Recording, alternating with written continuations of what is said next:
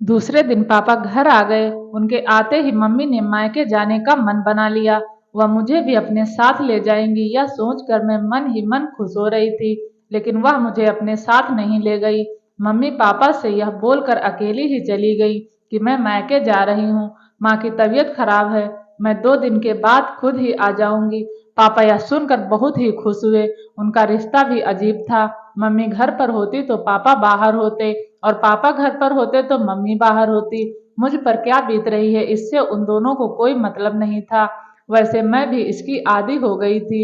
आदी क्या हो गई थी, अपने आप को समझा लिया था। हाँ, इतना तो जरूर था कि मेरी नज़रों में पापा की छवि मम्मी की छवि से कुछ अच्छी थी। अच्छी क्या, पापा के बारे में मैं कुछ जानती ही नहीं थी। पति पत्नी के बीच की बढ़ती दूरियां बच्चों के लिए कितनी खतरनाक होती हैं इसका एहसास मुझे अब हो रहा था। मैं एकदम ही अकेली पड़ गई थी। आज मैं दोपहर में ही स्कूल से घर लौट आई। दरवाजा खुला हुआ था। हाथ में फाइल लिए मैं बरामदे में आई तो जनानी आवाज सुनकर चौंक गई। अगले पल ही मैं इस सोच में पड़ गई, मम्मी आज मायके सुबह ही चली गई। यह पापा के बेडरूम में कौन औरत है। मैं सोचती हुई बेडरूम की ओर बढ़ गई। खिड़की का दरवाजा बंद था। दरवाजे में कुंडी लगी हुई थी। मम्मी पापा का बेडरूम एक ही था। मुझे ज्यादा सोचना नहीं पड़ा कि अंदर का नजारा कैसे देखूं। दरवाजे के उस छोटे से छेद से होकर एक आंख बंद कर दूसरी आंख से मैं अंदर झांकने लगी। पापा एकदम निर्वस्त्र थे, और वह महिला जिसे मैं कुछ कुछ जानती थी नाइटी गाउन में थी। वह पापा के साथ 1-2 बार घर पर आ चुकी थी। मैंने दिमाग पर जोर दिया तो उसका नाम भी याद आ हो गया। उसका नाम रवीना था। रवीना यही कोई 22-23 की छरारी देह वाली खूबसूरत महिला थी। वह मम्मी से अधिक सुंदर भी नहीं थी तो कुरूप भी नहीं थी।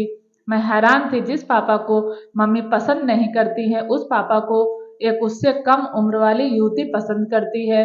यह ईश्वर की कैसी लीला है। इतने में ही रवीना ने नाइटी गाउन उतार कर एक तरफ रख दिया। मेरे तो पैरों तले से जमीन ही निकल गई। मैं यह सब कुछ देखकर हैरान हो रही थी। कमाल है, बातचीत से इतनी सभ्य और सौम्य दिखने वाली रवीना कितनी चालू है।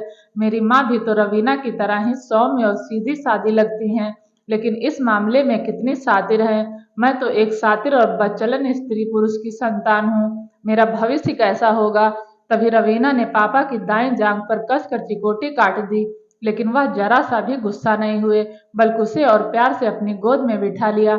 मुझे आज भी याद था, एक बार मैंने पापा को गुदगुदी कर दी थी तो उन्होंने मेरे गाल पर एक थप्पड़ धर दिया था। मुझे बदतमीजी पसंद नहीं, मैं गाल सहलाती ही रह गई थी। और आज पापा रवीना की बदतमीजियों पर कोई ध्यान ना दे रहे थे। मैं अगले पल ही बुदबुदा पड़ी।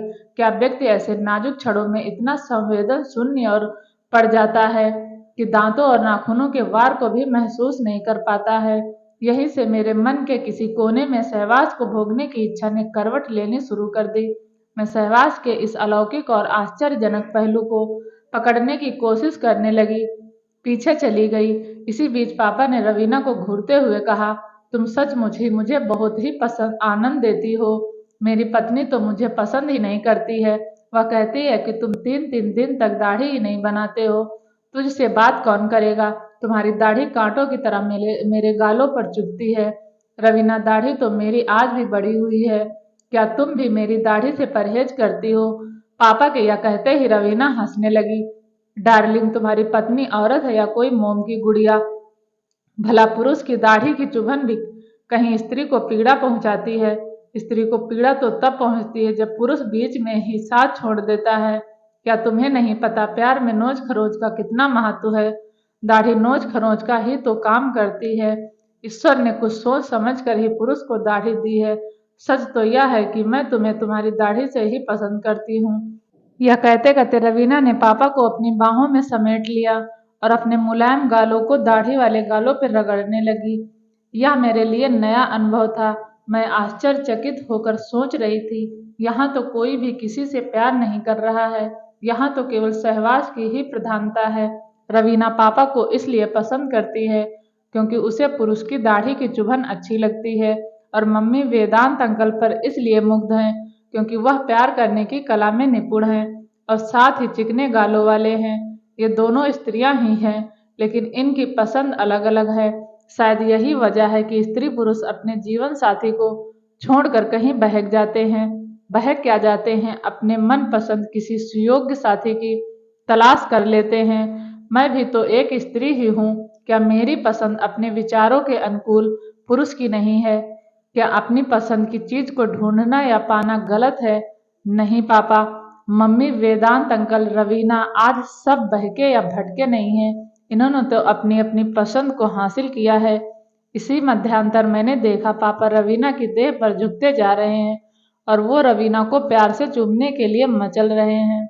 मैंने अगले पल ही अपनी दोनों हथेलियों से आंखें ढक ली और मन ही मन सोचने भी लगी, यह कैसी आग है जो स्त्री को पुरुष दर पुरुष और पुरुष को स्त्री दर स्त्री भटकने पर मजबूर कर देती है।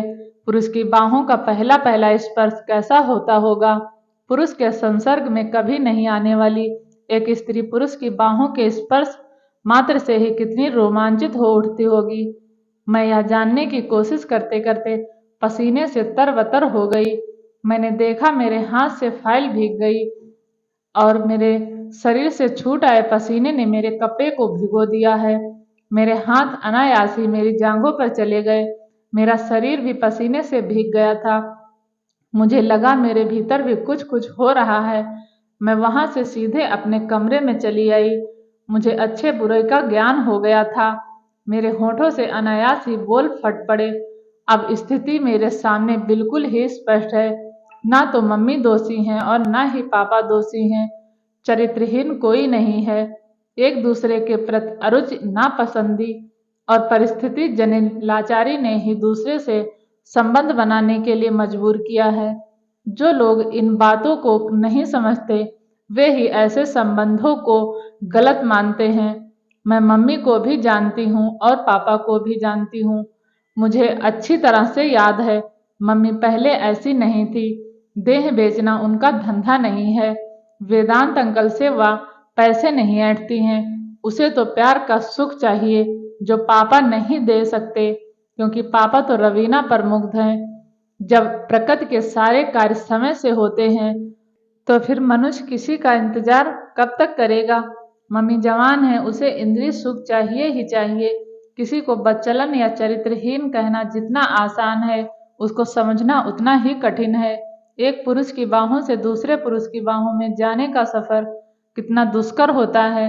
भले ही प्यार के सुखों में वृद्धि हो जाती हो, पर क्या शुरू शुरू में दूसरे पुरुष तक पहुंचने में तकलीफ नहीं होती होगी? कितना अपमानित होना पड़ता होगा। मम्मी पापा को नजरअंदाज शुरू से ही करती आ रही हैं। आखिर कब तक वह अपने प्रति उसकी उदासीनता को ओढ़े रहते? कभी ना कभी तो किसी ना किसी से तो उन्हें जुड़ना ही था। मैं रवीना की शुक्रगुजार हूँ कि उसने पापा को समझा है, और मैं वेदांत अंकल की भी शुक्रगुजार हूँ जिसने मम्मी की पीड़ा को और बढ़ने नहीं दिया है। अगर पापा के जीवन में रवीना नहीं आई होती और मम्मी के जीवन में वेदांत अंकल नहीं आए होते तो क्या ये दोनों दिमागी रूप से पागल नहीं हो गए होते?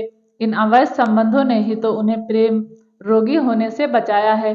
इतने में ही मेरे विचारों की श्रृंखला टूट गई। पापा दरवाजे पे खड़े थे और रवीना उनके पीछे खड़ी थी। मेरे बोलने से पहले ही दोनों मेरे नजदीक आकर बैठ गए।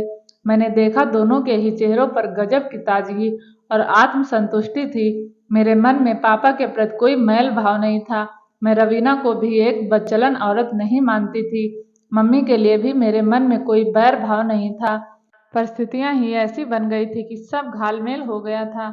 ऐसा कभी मेरे साथ भी हो सकता है या किसी दूसरे के साथ भी। मेरी तरह विचारधारा शुरू शुरू में इन लोगों की भी होगी। जब परिस्थितियां इनके प्रतिकूल होती गई तो इनके विचारों में भी बदलाव आता चला गया। मेरे भीतर एक गजब का आत्म मंथन चल ही रहा था कि पापा ने मुझे टोक दिया, काजोल बेटी क्या सोच रही हो? तुम्हारी पढ़ाई कैसी चल रही है? ठीक चल रही है पापा? मैंने यह कहते हुए पापा की ओर देखा तो वह मुझसे आंखें मिला ना सके। मैं बोली, पापा मैं तुम्हें तो तुम्हारी बेटी हूँ। तुम मम्मी के लिए या दुनिया के लिए जैसे भी हो, लेकिन मेरे लिए तो सिर्फ मेरे पापा ही हो। और मम्मी भी तुम्हारे लिए कैसी भी हो ना, पर मेरे लिए तो मेरी मम्मी है। मैं जानता हूँ बेटी। यह कहते कहते पापा ने मुझे अपने गले से लगा लिया। मैंने महसूस किया पापा कुछ कुछ यह जान गए थे कि मुझे मालूम हो गया है। रवीना से उनके क्या संबंध है। इतने में ही रवीना ने अपने पर्स से टॉफियों के 2-3 पैकेट मेरे आगे रख दिए। तुम्हें ये टॉफियाँ पसंद है ना? मैं तुम्हारे लिए ही लाई हूँ। रवीना यह कहकर हंसने लगी। मैं सोच रही थी अब मैं इस प्यार और लगाव को क्या कहूँ, कैसे या कह दूं कि रवीना बच्चलन है या वेदांत अंकल चरित्रहीन है। मुझे एक साथ इतने सारे लोग प्यार करने वाले मिले हैं। मेरे लिए तो सभी अच्छे हैं। बुरे तो तब होते जब वे एक दूसरे को ब्लैकमेल करते या ठगते लूटते। वे तो जिंदगी को जी रहे हैं, वह भी बड़े ही सलीके से। मम्मी पापा के साथ भी रह रही हैं और अपने तरीके से जी भी रही हैं। पापा भी मम्मी के साथ रह रहे हैं और अपना जीवन जी रहे हैं। घाटे में कोई है तो वह मैं हूँ। मुझे मम्मी पापा की दोहरी जिंदगी के साथ आए दिन समझौता करना पड़ता है। मुझे डर है कहीं मैं भी दोहरी जिंदगी जीने की आदी ना बन जाऊं। इतने सारे लोगों का प्यार किसी दिन मेरे लिए धीमा जहर भी बन सकता है। मैं अभी और सोचती इतने में पापा बोल पड़े, बेटी तुम अपनी पढ़ाई करो, मैं रवीना को बस स्टैंड तक छोड़कर आता हूँ। यस पापा, मैं यह कहकर एक किताब रैंक से खींचकर पलटने लगी।